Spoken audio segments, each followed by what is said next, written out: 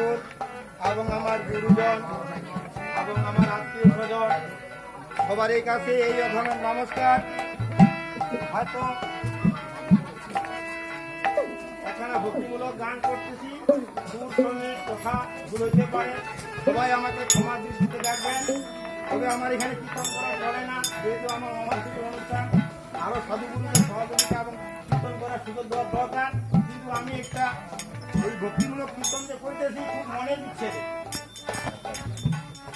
এই বর্তমান দুনিয়ায় মানুষ এমন হয়ে গেছি, নিজেকেই নিজে চিনার চিন্তা ভাবনা করি না, তাই পদকর্তার পথ হয়ে যায়। ও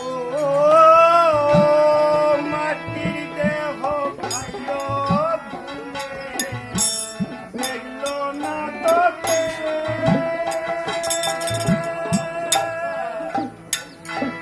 সারা জনম